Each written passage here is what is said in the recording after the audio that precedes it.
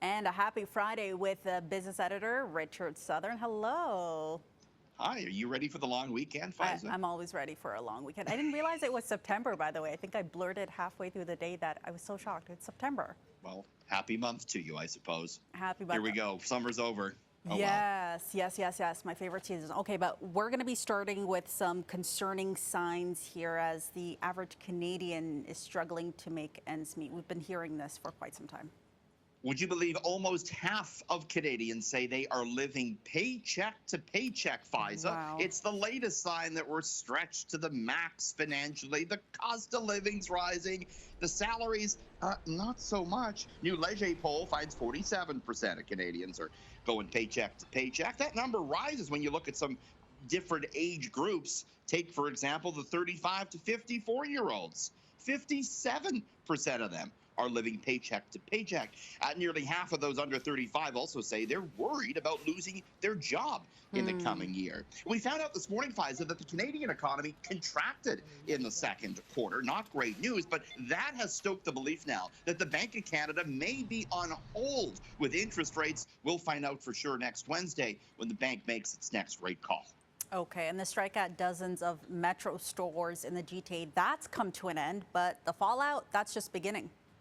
Indeed, workers got what they were asking for. A $2 an hour wage could have big implications not only for other Metro stores across Ontario and Canada, but for other grocers like Loblaws. Contracts are up at other grocery stores. The big question, too, is will grocers pass on higher wages to consumers? Will prices rise even more at the grocery store? I asked Canada's food professor, Dr. Sylvain Charlebois.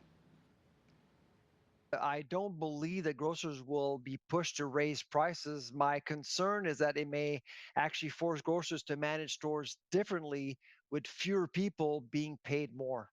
Using robotics, AI, automation, that's the future. At some point, if you turn inventory 3 times a day in one section of the grocery store, do you really need more humans, or can you actually, buy your way out of a problem like that by getting the proper equipment to do the turnovers?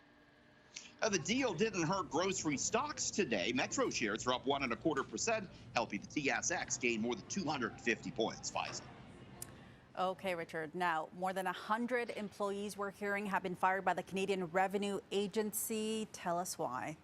This is wild. 120 CRA employees fired for signing up for the benefit during the pandemic that was meant for unemployed individuals.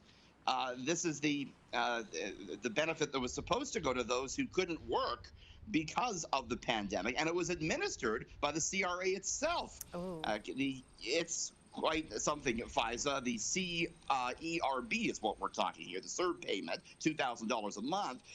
The Canada Revenue Agency says 120 of its tax workers were claiming the benefit, even though they were still working at the agency. They've been fired. There's another 600 cases under review here.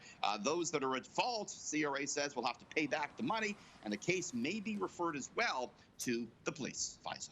Okay, we'll keep watching that one. Thanks so much, Richard. We'll speak with you again at 6:40 for interesting stories of the day chat. Can't wait. See you then.